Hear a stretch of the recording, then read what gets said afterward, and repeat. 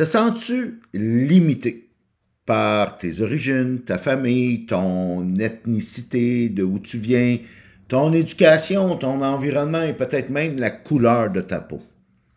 Dans les années 1940, à New York, un jeune homme, 18-19 ans, la seule job qu'il pouvait faire dû à ses origines, sa famille et le très peu d'éducation qu'il avait, c'était plongeur dans un restaurant, à laver de la vaisselle, à frotter des chaudrons dans la sueur, la graisse, puis ainsi de suite.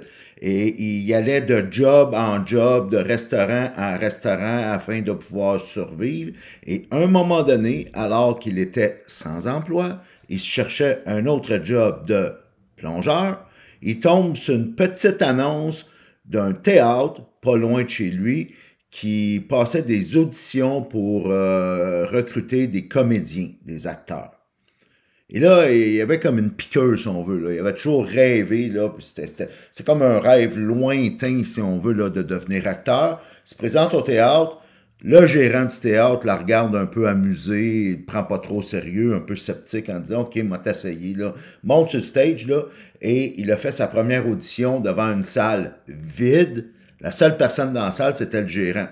Et il était tellement pourri que le gérant était fâché, il est monté sur le stage, il l'a accroché par le collet, il l'a kické out du théâtre en disant « Tu m'as fait perdre mon temps. » Et il est retourné plongeur dans un restaurant. À un moment donné, toujours en regardant les petites annonces pour tenter de trouver un autre job pour améliorer son sort, il tombe sur une offre de leçons, d'une formation, une classe de théâtre. Il avait à peine les moyens de se la payer, mais il dit « Je vais m'essayer quand même. » Alors, il s'inscrit à la classe. Il était tellement pas bon qu'on l'a kické out aussi de la classe.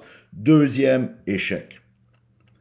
Continue comme plongeur, et là, à un moment donné, il voit une autre petite annonce où on demande un concierge pour le théâtre.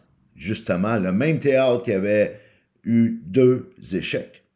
Il réussit à avoir la job de concierge, et pendant qu'il était concierge à ce théâtre-là, après quelques temps, d'autres personnes ont commencé à remarquer comment il était gentil, comment il y avait un talent caché, inexploité, un potentiel qui n'était pas libéré encore, et on a commencé à lui donner une petite chance ici et là, des petits rôles, et tranquillement, pas vite, il est devenu un des meilleurs acteurs de tous les temps à Hollywood.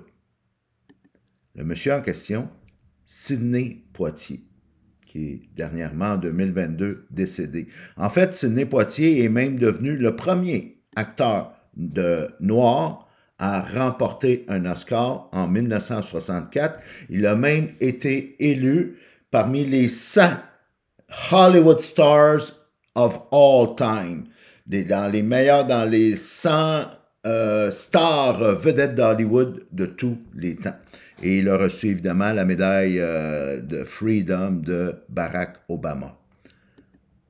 Alors, peu importe tes origines, peu importe d'où tu viens, comment ta vie a commencé n'a aucun rapport sur comment elle peut finir.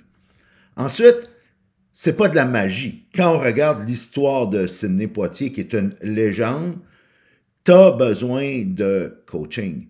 Tu as besoin d'aller chercher la formation nécessaire. Si c'est pas, peu importe ton éducation et les diplômes que tu as eus jusqu'à présent, tu peux réaliser ta vie de rêve si tu vas chercher le coaching, les mentors, l'aide, le support nécessaire pour justement le libérer, ce potentiel-là. Et, dernière leçon et non la moindre, quand tu reçois l'appel, prends-la, réponds. Imagine si Sidney Poitier, qui dans le journal se cherchait une job de plongeur, n'avait pas tenté sa chance de répondre à l'appel de ce théâtre-là qui demandait un acteur. Et il a échoué la première fois.